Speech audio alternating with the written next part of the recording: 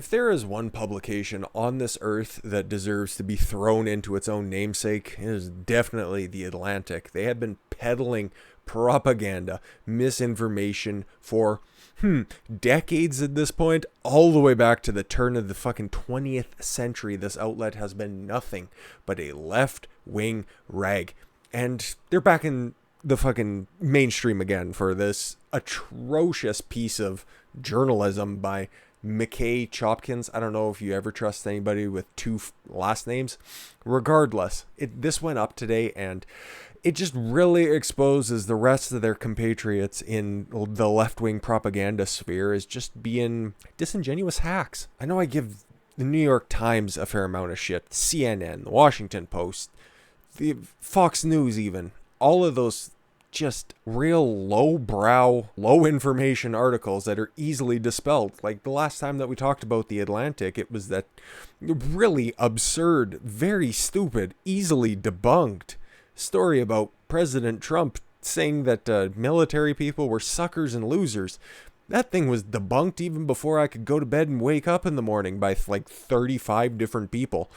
But that didn't stop Joe Biden from running with it, both presidential debates.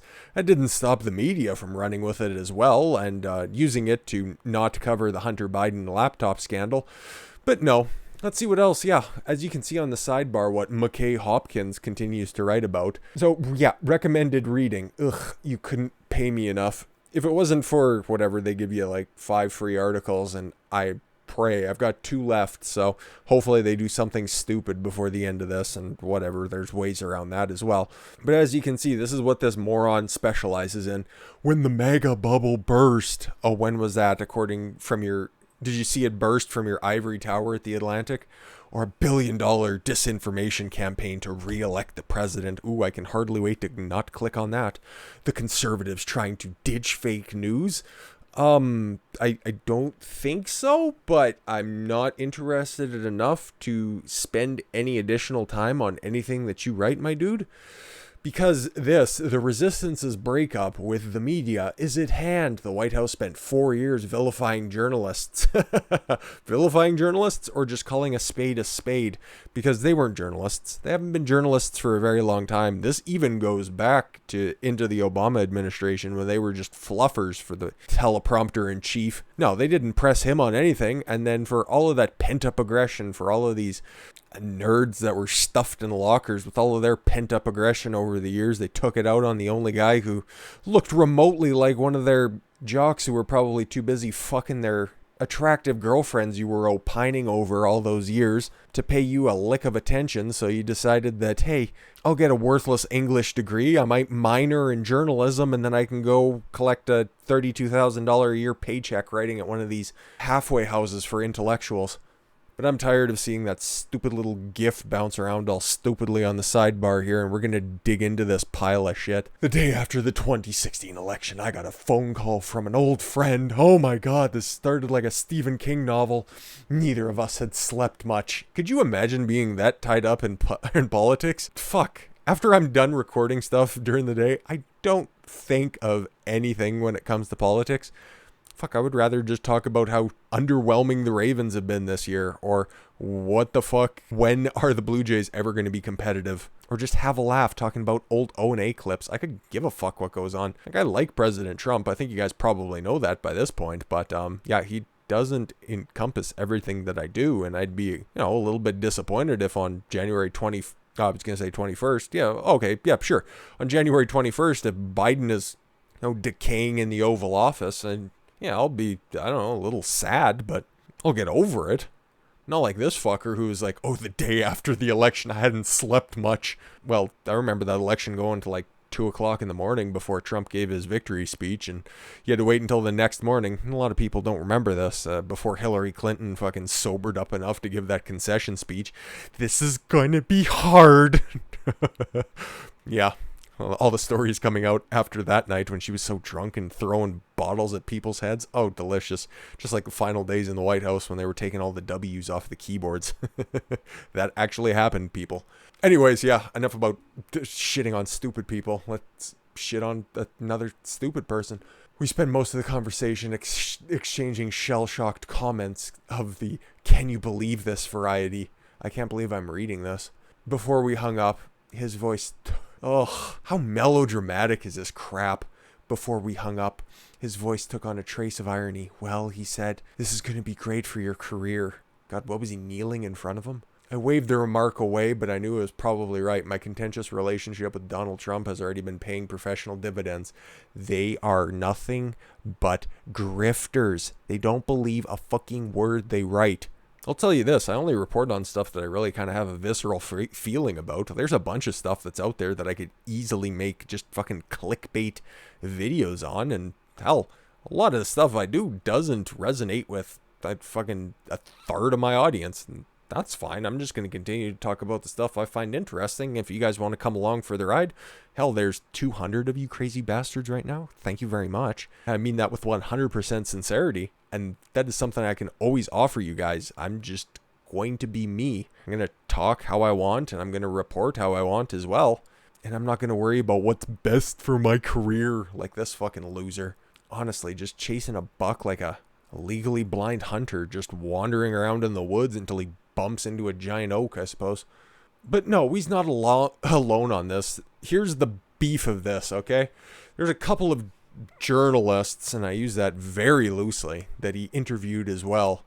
It's just, if you guys have run out of your laugh tracks or your whatever, your free Atlantic articles, you can always just open up an incognito browser and fucking put in the link that I'll drop in the description. Read this at your own leisure, but I can feel my IQ points just dropping out of my ear right here, so we're gonna go ahead and hurry this up a little bit. So they got such people from such diverse thought crowds, from the Daily Beast and, another outlet we're going to get to very shortly.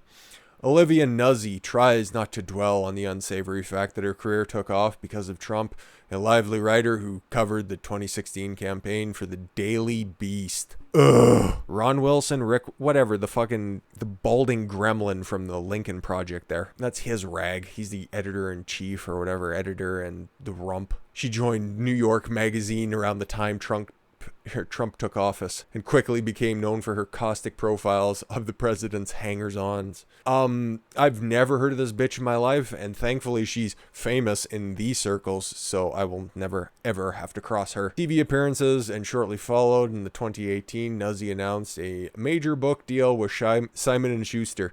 Oh, so she's just another one of those Trump detractors who got a book. Woo! Whoop-de-fucking-do. I bet you that was a bestseller for a week. Nuzzi is more troubled by the perverse incentives the Trump era has created for journalists like her. Oh, the walls, they come a-crashing down. There is a kind of temptation to satisfy the resistance with worldview-confirming reporting chum.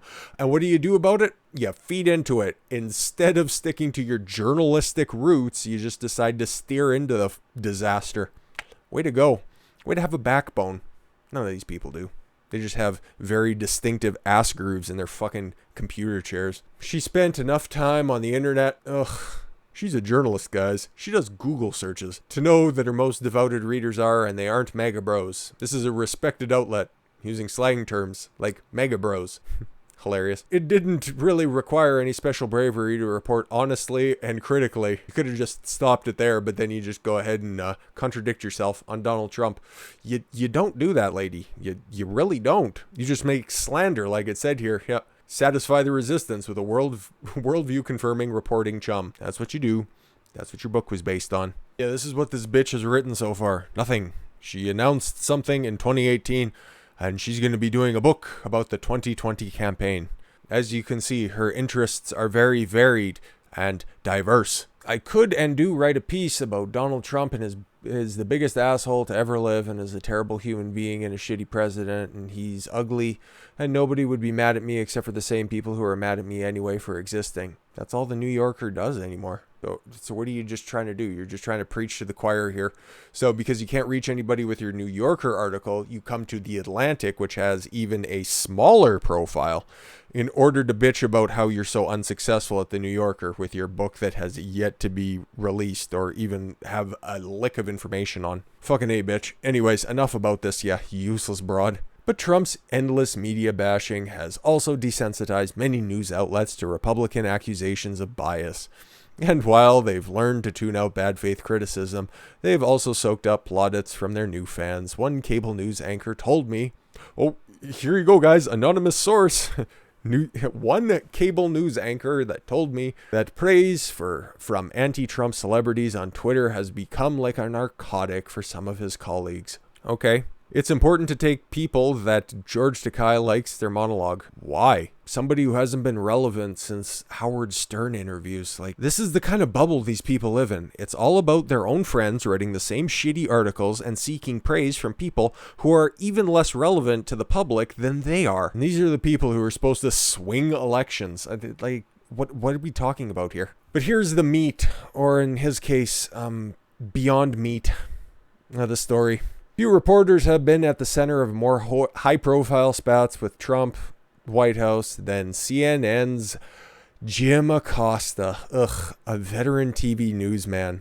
Oh my, I want to throw up. A veteran TV newsman with a salt and pepper hair and concerned dad demeanor. Oh my God. I think I have diabetes. That is the most sugary ass slapping I have ever seen for a description of a fucking microphone holder that I've ever seen in my entire life. I'm glad you all got to experience that with me. Acosta has spent the past 4 years making a spectacle of himself. Oh, picking fights with Trump flack in the briefing room. Everybody hates him who's in the pools. I forget where I seen that, but literally all of his other counterparts who were in the press corps for the White House think that he's a total hack. Once he walked out of a press conference after then press secretary Sarah Huckabee Sanders, and to be fair, that was like, what, 5-6 press secretaries ago, who published a book. Refused to say, sorry, I was trying to hurry up through this article, it sucks.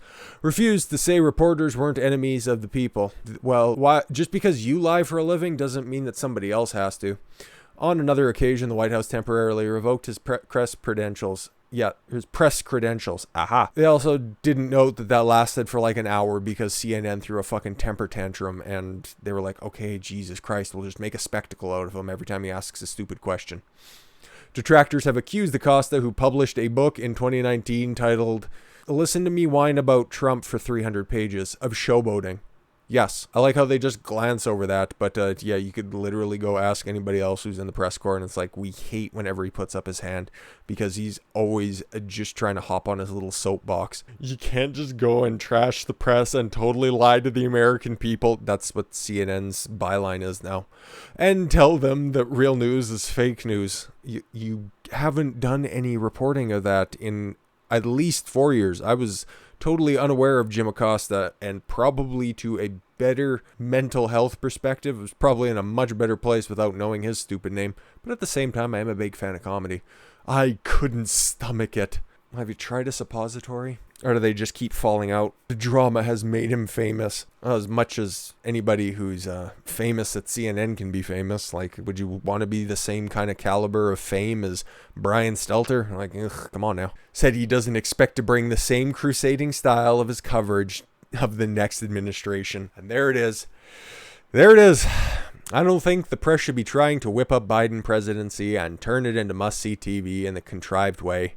There it is. Confession through projection. That is what they've been doing for the past 4 years. That's what they've been doing since Trump came down that escalator in 2015. That is the entire crux of cable news. And that is why they are going to fall. Either in a month, or either in 4 years and a month. What are they going to run to after this? I can kind of guess. Like, okay, Trump pulls it out for January 20th. Stays president for 4 years. Okay, yeah, they're just going to pick on Trump and say that, oh, he overturned our democracy, blah, blah, blah, something about stolen and undermined, whatever. They'll figure out a new fucking country to blame everything on. Or who, I'm giving them way too much credit. They're too lazy for that. They'll just say the Russia rigged him in. I don't fucking know. And then at the end of that, they'll just pick on him until his dying days, and whoever gets fucking put in there in 24, they won't face nearly the same type of criticism, depending on who gets selected or who's appointed at that point. Or also, okay, let's say Kamala pushes Biden into the White House for whatever, 6 months, however long he's there. Hopefully not. I'd like to see the old dude just fucking live out his old racist days. That's fine. I don't care. You know what CNN and MSNBC are going to do? They're totally going to disregard everything that Biden, Kamala Harris and that whole cabal of idiots does for the next 4 years and focus specifically on what happened to Trump. You know what? They might go into Biden's first 100 days and just cherry pick everything great that he did, akin to what they did with Obama, and disregard any sort of, new wars that get started. Like where they're looking at some places in Africa, of all places. I guess they need democracy more than, places at home do. I'll just focus on everything that Trump does, okay? And Trump supporters, and continue to just push them out and ostracize them from society as best as they humanly can. Not too much, though, because they still want to milk that for 4 years, and then they'll just be covering every Trump campaign rally from here until 2024. And then, hey, guess what? They get another 4 years of the same stuff because he'll be in office again. You think that they give a fuck if Trump gets in there this time in 20 or if he gets there in 2024? Hell, they're probably pushing for him to be there for 2024 because they're going to have an extra 4 years of coverage because Trump is still going to be just as relevant. And you know what? It's not like Acosta and Nuzzin there, or Muzzin, whatever her fucking name was, Olivia, laying out the playbook right there. They're whipping everybody up into a frenzy. They're pandering to their base, and they're making everybody hate Trump because it's good for their ratings. That's another reason why I started this channel. I just seen everything that Trump was doing, not listening to the coverage of it, doing my own research, and realizing, hey, he's kind of a dick. He's always been a dick. He's been a dick for as long as I've been alive. And before that, too. But what he's done as president has been really fucking good. You know what? Honestly, like, a whole bunch of that stuff. There's a few things that have been retarded, like bombing Syria. And you notice that's when CNN and MSNBC were being like, oh yeah, Trump is finally acting presidential. And then all the fucking smooth brain commentators out here right now that are just, oh, Trump signed that stimulus bill. Oh yeah, by the way, there's the ICA from 1974 that would like to fucking make your steal away your attention from your super chats if you'd like to fucking address that for a moment. Fucking unbelievable hacks. Just do a little bit of reading, guys. It fucking helps your audience out a lot. If you guys managed to make it to the end of this video, and this has just been a fucking media disaster piece, but I think it's just as important, the ICA that is being invoked in order to pass that COVID stimulus bill. Okay, the House already voted to raise the stimulus payouts from $600 to $2,000, and I think I'll probably cover that in the next video, that Mitch McConnell is just sitting there with his thumb up his ass, and you can't really tell if there's any sort of stimulus there because he just has those big dead eyes and no chin, so there's not a whole lot of facial cues that go on in his dead eyes. But yes, that act, the ICA of 1974, that's what Trump enacted in order to sign the bill without actually authorizing it. What it's going to do is, okay, the Trump team is going to have a redlined version of the 5,593-page bill that gets sent back down to Congress, and they're going to have to take out all of the stuff that's been redlined under there. Otherwise, the authorization from the president doesn't go through, and if all of that additional spending gets put into there, and then it passes through the House and the Senate again, guess what? All of those funds that are supposed to be going over across seas get retracted from that bill, and then it gets spent in other locations. So guess what? Pakistan's not getting those fucking gender studies courses. Egypt's military, a couple of new museums, and the Smithsonian. All of that ridiculous stuff that's there. It's not going to happen. But I laid that out much better yesterday. That's just a little, cliff notes of it. Still a percentage of the work that I did yesterday, and a percentage of the work that's been done by much larger channels out there, which just make me shake my head because nobody's talking about the ICA of 1974, and it's doing a great disservice to people out there. Just like how the media is doing, well, and has for a very long time, even prior to the Trump presidency. They've just been a propaganda outlet forever, and it's so apropos that the Atlantic would publish an article about partisan hacks in the media, complaining about how their partisan hackness is kind of contingent on one man in order for them to stay relevant. But I think that this is a very important article because it exposes the biases that are out there that we can see plainly with our own set of eyes. And it just, if sunlight is the greatest disinfectant, consider this article to be a big old can of Lysol and them to be a couple of shit particles that just got eradicated. But this is video number 2 of the day, and yeah, we still got one more after this, and probably touch on what Mitch McConnell did, because that'll be just a little quick one for you guys to just give you an update on that, because we don't really know what's going on with a couple of the other stories that are currently in the lurch. So Maybe I'll hit you up with that one. Hey, maybe Trudeau's done something stupid in the past 20 minutes. I don't know. Anyways, guys, thank you all very much for the gift of your time. I've been Don Consuelo. I want you to follow your gut and get after it. Take care, everyone.